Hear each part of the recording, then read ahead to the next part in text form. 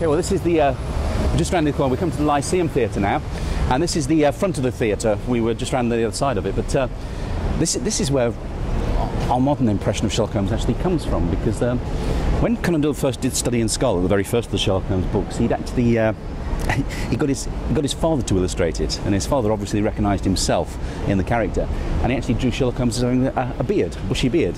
But, so it's at the Lyceum Theatre that William Gillette, who was perhaps the first major actor to bring Sherlock Holmes to the stage, he actually opened it here, and this is where he first put Sherlock Holmes on the London stage.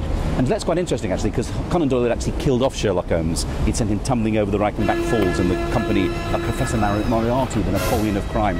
And people were horrified when Holmes disappeared. People wore black armbands to commemorate the death of Holmes. And it's also said that a lady attacked Conan Doyle in the street with an umbrella, actually saying, "You brute, how could you do such a thing?"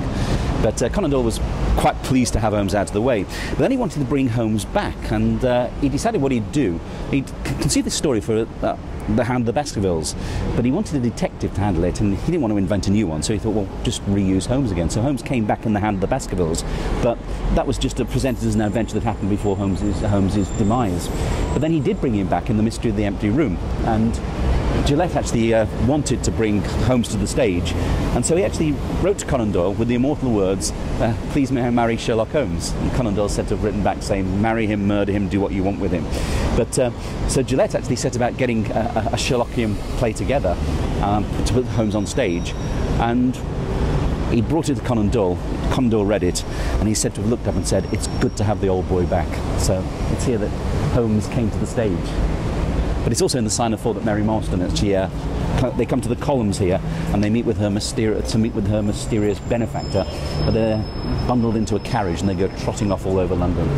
But, it was closed for a long time. Its other great claim to fame is it was actually here in the 1960s that John Lennon's Plastic Ono band first performed. It was a dance hall for many, many years. It's now owned by Andrew Lloyd Webber's Really Useful Theatre Group, which is why it's got the Lion King on it. So, makes for a nice spot to actually end our little wander through Sherlock Holmes' London Long Strand.